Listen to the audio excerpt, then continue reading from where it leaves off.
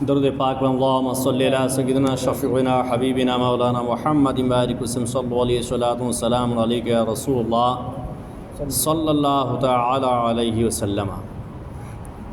فضائل وضو، فوائد وضو اور برکاتی وضو پر بے شمار حدیث رسول صلی اللہ تعالی علیہ وسلم موجود ہے۔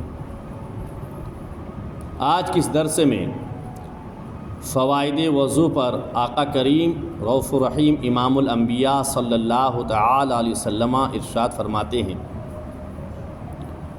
ترمذی نے حضرت عبداللہ بن عمر رضی اللہ تعالی عنہما سے روایت کی کہ آقا کریم رؤوف الرحیم امام الانبیاء شفیع محشر صلی اللہ تعالی علیہ وسلم نے ارشاد فرمایا کہ جو شخص وضو پر وضو کرے، وضو ہے لیکن اس کے باوجود وہ وضو کرے، تو آقا کریم فرماتے ہیں اس کے لیے 10 نیکیاں لکھی جائیں گی، 10 نیکیاں لکھی جائیں گی۔ اور ابن خزیمہ اپنی صحیح میں راوی کے عبداللہ بن بریدہ اپنے والد سے روایت کرتے ہیں کہ ایک دن صبح کو آقا کریم امام الانبیاء، اللہ کے حبیب لبیب، دونوں عالم کے طبیب، مالک بحروبر، حاکم خشکوتر، صاحب انا اعطیناک الکوثر نے تمام مؤذنین کے سردار حضرت بلال رضی اللہ تعالی عنہ کو بلایا اور فرمایا، کیا فرمایا کہ اے بلال، کس عمل کے سبب جنت میں تو مجھ سے آگے آگے جا رہا تھا؟ آقا کریم نے دیکھا، اور یہیں سے میرے آقا کا علم غیب بھی ثابت ہوتا ہے کہ اللہ تعالیٰ نے آقا کریم کو علم غیب سے سرفراز فرمایا، کیونکہ آقا کریم حضرت بلال رضی اللہ تعالیٰ عنہ کو جنت میں اپنے آگے آگے چلتے ہوئے ملاحظہ فرمایا۔ میرے آقا نے فرمایا، میں رات جنت میں گیا تو تیرے پاؤں کی آہٹ اپنے آگے آگے پایا۔ تمام مؤذنین کے سردار حضرت بلال رضی اللہ تعالی عنہ عرض گزار ہوئی، یا رسول اللہ صلی اللہ تعالی علیہ وسلم، میں جب آذان کہتا، آذان پکارتا، آذان کہتا، اس کے بعد فوراً 2 رکعت نماز پڑھ لیتا، آذان دینے کے بعد 2 رکعت نماز پڑھ لیتا، نماز نفل نماز پڑھ لیتا، اور میرا جب بھی وضو ٹوٹتا فوراً وضو کر لیا کرتا۔ اس سے پتہ چلا کہ حضرت بلال رضی اللہ تعالی عنہ ہمیشہ باوضو رہا کرتے تھے، اور ہونا بھی چاہیے۔ کیوں کہ موت کی کوئی گارنٹی نہیں، موت پوچھ کے نہیں آئے گی،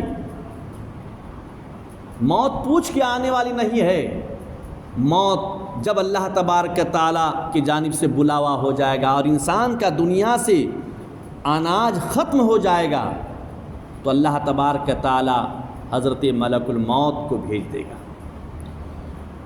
تو جب ہم باوضو ہمیشہ رہیں گے تو فائدہ یہ ہوگا کہ جب ہماری روح نکلے گی تو حالت وضو میں نکلے گی، پاکی کی حالت میں، پاکی کی حالت میں۔ تو حضرت بلال نے عرض کیا، یا رسول اللہ، جب کبھی میرا وضو ٹوٹتا تو فوراً وضو کر لیا کرتا۔ آقا کریم رؤوف الرحیم امام الانبیاء شفیع محشر تاجدار کون و مکان ارشاد فرمایا، اے بلال، اسی سبب سے میں نے تم کو جنت میں اپنے آگے آگے چلتے ہوئے دیکھا۔ یہ ہے وضو کا برکت، یہ ہے نماز نفل ادا کرنے کے برکت، تحیۃ الوضو ہو، دخول المسجد ہو، یا کوئی بھی نماز نفل ہو، اسی کی برکت ہے۔ اور ترمذی اور ابن ماجہ سعید بن زید رضی اللہ تعالی عنہما سے راوی کے رسول کون صلی اللہ تعالی علیہ وسلم نے فرمایا، جس نے بسم اللہ نہ پڑھی اس کا وضو نہیں۔ وضو کے شروع میں جس نے بسم اللہ نہیں پڑھا اس کا وضو نہیں۔ کیا مطلب؟ دوسری حدیث میں اس کی تشریح فرماتے ہیں، دارقطنی اور بہقی اپنی سنن میں عبداللہ بن مسعود رضی اللہ تعالیٰ عنہ سے راوی کہ حضور امام الانبیاء شفیع محشر مالک بحر و بر حاکم خشک و تر نے ارشاد فرمایا کہ جس نے بسم اللہ کہہ کر وضو کیا سر سے پاؤں تک اس کا سارا بدن پاک ہو گیا. تو جو دعا لکھا ہے بسم اللہ العظیم والحمد للہ علی دین الاسلام، اس کو پڑھنا نہ بھولیں. اگر اتنا یاد نہ ہو تو اتنا ضرور پڑھ لیا کریں بسم اللہ الرحمن الرحیم.